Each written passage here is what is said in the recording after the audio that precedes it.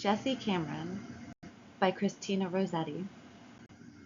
Jessie, Jessie Cameron, hear me but this once, quoth he.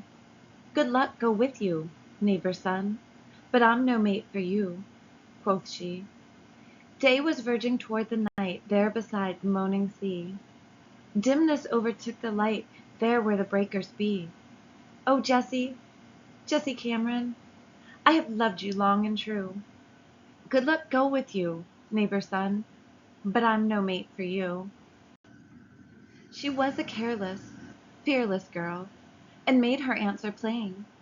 Outspoken she to earl or churl, kind-hearted in the main, but somewhat heedless with her tongue, and apt at causing pain. A mirthful maiden she and young, most fair for bliss or bane. Oh, long ago I told you so, I tell you so today. Go you your way, and let me go, just my own free way. The sea swept in with moan and foam, quickening the stretch of sand.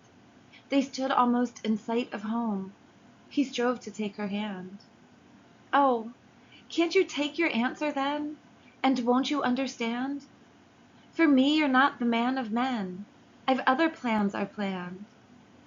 You're good for Madge, or good for Sis, or good for Kate, maybe. But what's to me the good of this, while you're not good for me?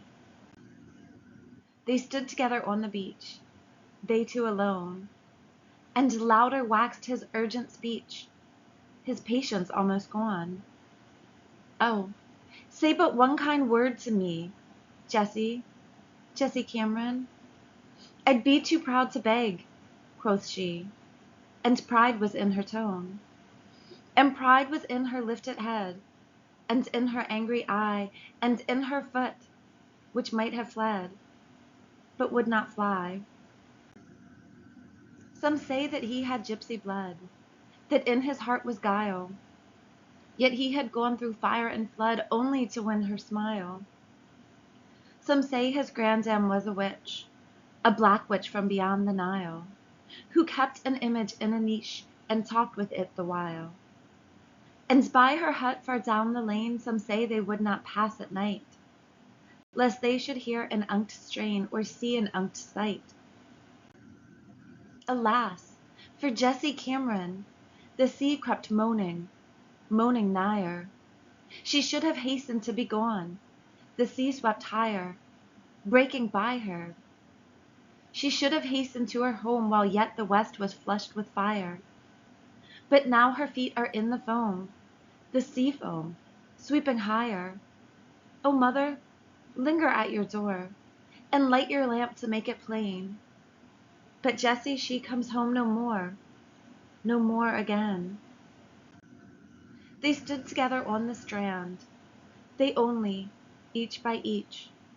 Home, her home, was close at hand, utterly out of reach.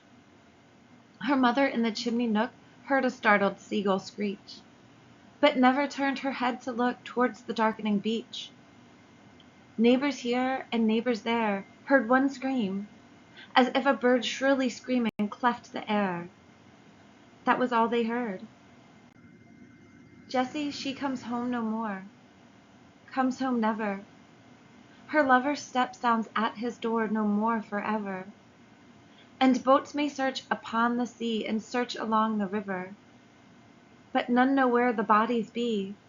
See winds that shiver, see birds that breast the blast, sea waves swelling, keep the secret first and last of their dwelling.